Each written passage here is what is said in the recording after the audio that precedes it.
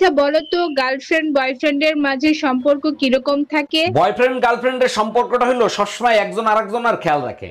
একদম ঠিক বলছো। আর হাজবেন্ড আর ওয়াইফের মধ্যে সম্পর্ক কিরকম? হাজবেন্ড ওয়াইফের সম্পর্ক একেবারে গ্যাস লাইটের মতো, একটু ঘষা লাগলেই আগুন জ্বলে ওঠে। আইসা সাসি কত আই লাভ ইউ এটা কোন দেশ থেকে তৈরি হয়েছে? কি জানি, আমি তো জানি না, তুই ক। চায়না থেকে, চায়না, কারণ এর কোনো গ্যারান্টি ওয়ারেন্টি নাই, যে কোনো টাইমে নষ্ট হয়ে যেতে পারে। আমার কাছে যদি টাকা থাকতো না, আমি তোমাকে বাসা থেকে তুলে নিয়ে আসতাম। তোমার কাছে যদি টাকা থাকতো, আমি এমনিই চলে আসতাম। দেখো সুমা, ধৈর্যের একটা সীমা আছে, কখনো সীমা লঙ্ঘন করবা না। আমি অশান্তি করি, ওটা আমার বিয়ে করা অধিকার। তুমি অশান্তি কেন করো? হে প্রভু, কি অশান্তি আমার ঘাড়ে দিলা, কি অপরাধ করছিলাম আমি? এখন প্রভুর দোষ দিচ্ছ কেন? প্রভু কি তোমাকে বিয়ে করতে বলছিল? টায়ার্ড হয়ে গেছি, এক গ্লাস পানি দিবা? কাচ্চি বিরিয়ানি বানাই দি? হ্যাঁ, এখনই বানাই দাও, মুখে পানি চলে আসছে। ওই পানিটুকুই খেয়ে নাও।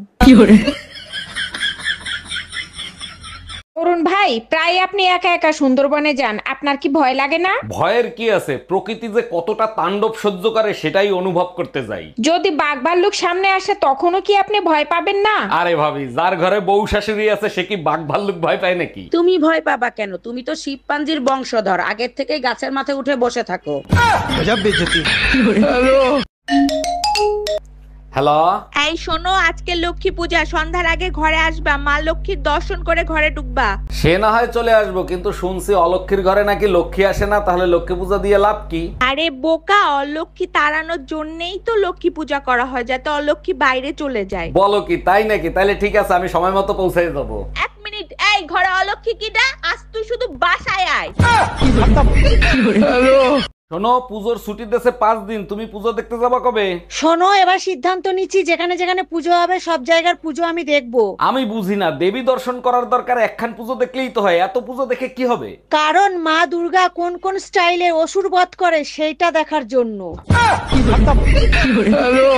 আগের জামানায় প্রবাসী স্বামীর চিঠি না পাইলে অনেক টেনশনে থাকতাম, বেঁচে আছে না মরে গেছে। আরে ভাবি, এখন কি চিঠির জামানা আছে? অনলাইনে থাকলেই মনে করবেন মরে নাই, বাইসে আছে। একদম ঠিক বলছেন অরুণ ভাই, একেবারে মনের কথা বলছেন। এখন সবাই একটাই কথা বলে, প্রিয় সবসময় অনলাইনে থাইকো, তাইলে মনে করবো মরো নাই, বাইসে আছো। এই রুম্পা, আমি পুজোর মার্কেট করতে আসছি, তোমার জন্য কি আনবো বলো? তোমার চয়েস অনেক ভালো, তোমার যা ভালো লাগে তাই নিয়ে এসো। লাল কালো শাড়ি পরা একটা মেয়ে পছন্দ হয়েছে, নিয়ে আসবো? তোমার পছন্দ হলে নিয়ে এসো, আর আমার জন্য একটা সাদা শাড়িও নিয়ে এসো।